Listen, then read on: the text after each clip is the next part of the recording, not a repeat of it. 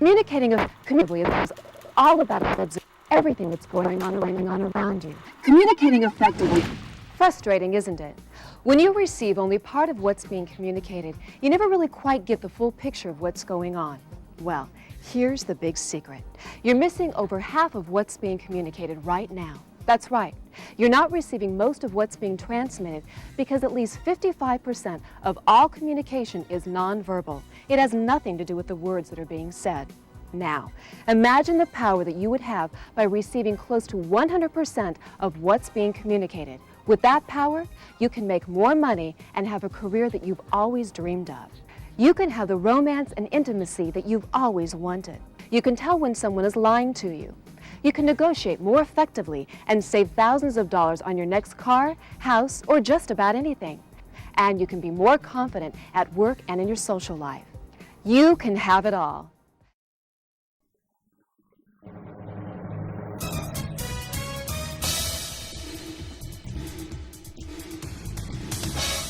Hi, I'm Ashna and welcome to Tape 1 of Body Signals, the power of body language. Body Signals is an amazing system that can change every aspect of your life for the better. They say that every journey begins with a first step, and this journey is no exception. It's my pleasure to welcome the man who will be our guide. Please welcome Patrick Collard. Thank you. It's good to be here. So how do we get started? Well, to learn the system, I've broken it down to 4 stages. First the eyes, followed by the face, then the hands, and finally the body. Now these stages are easy to follow because it's the way we naturally observe people. I always notice a person's eyes first. Is this common? Yes, it is. That's human instinct. We actually notice a person's eyes first. If somebody's walking towards you, you make a right eye to right eye contact. That's to acknowledge them and to start negotiating territory. Now for some people, this first contact is easier than others because they're right eye dominant. What do you mean by right eye dominant? We all have one eye that's dominant, one that leads and the other that follows. It's just like a person that's either left-handed or right-handed. That hand's going to be dominant. This holds true for the eyes as well. Well, I'm right-handed. Does that mean that I'm right eye dominant? No, not necessarily. About 80% of the people are right eye dominant.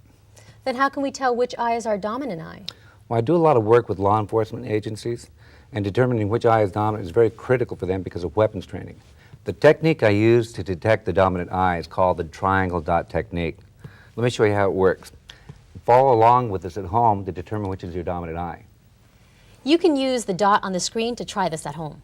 So what you're going to do is going to make a triangle with your fingers closed like this, about 1.5 inches of a triangle. Okay, you tried this too. And you're going to put that dot, you're going to hold your hands out, put that dot right in the center there with both eyes open. Right. Now my Okay. dot's on the screen as well.